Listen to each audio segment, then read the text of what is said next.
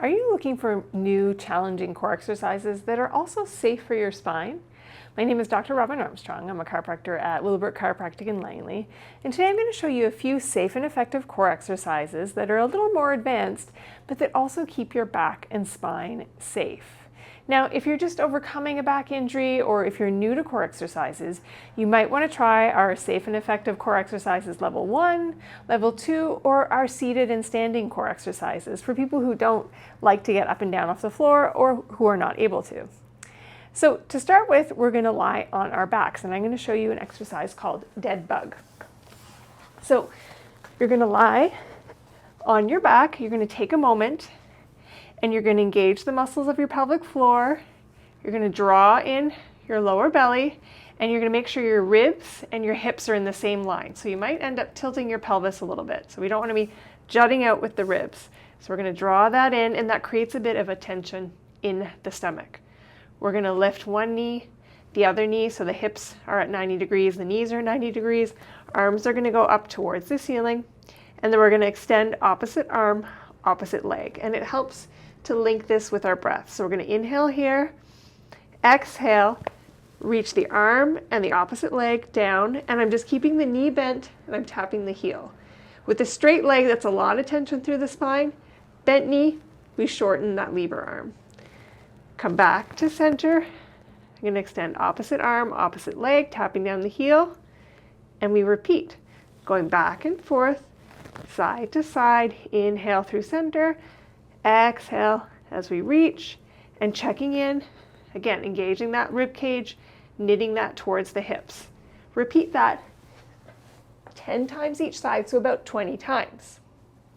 Another exercise you can try is a plank variation, where we're going to also reach opposite arm, opposite leg. We're going to start in a high plank pose. So, hands underneath your shoulders. We're going to reach our legs back. We're in high push-up pose. From here, we want to keep our hips still. So this is going to be a case of do as I say, not as I do. I might rock a little bit from side to side, but you're trying to keep your hips straight. So we're engaging the core to start. You're going to lift one arm up, reach out in front of you.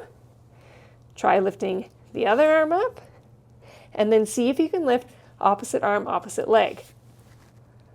Just like we did on the ground, but now from that high plank position. And the whole time we're trying to keep our hips and our core strong and stable, like in plank pose. So try that again, 10, 20 times on each arm. The other thing we can do is bear crawl or holding our bear pose. So from all fours, same thing, hands underneath your shoulders, knees underneath your hips, tuck your toes under. We're just going to lift our knees up off the ground so you're hovering. And you can hold this here, again, drawing in the low belly, drawing in the rib cage. Okay, so that's one variation, holding that for up to 30 seconds. But then you can start to walk forward and walk backwards. So I'm going to set my foundation, arms underneath my shoulders, knees lift off the ground. I'm going to step left hand forward and right foot forward at the same time, and then right hand forward, left foot forward. So I'm going to crawl a little bit.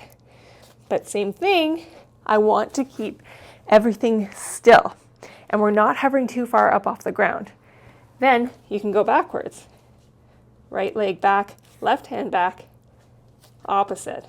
Just slowly moving with control. Walking back and forth like a bear, 5 to 10 times in each direction. Really trying to keep everything still and steady. Now, if you're finding some of these exercises are causing pain or they're really difficult for you to do, you can book online with us at willowbrookchiropractic.com. We post regular content under Willowbrook Chiropractic on Facebook, Instagram, and YouTube. If you have any questions about what I've talked about here today, please feel free to ask myself, Dr. Robin Armstrong, or Dr. Jody Freedman. We're always happy to help.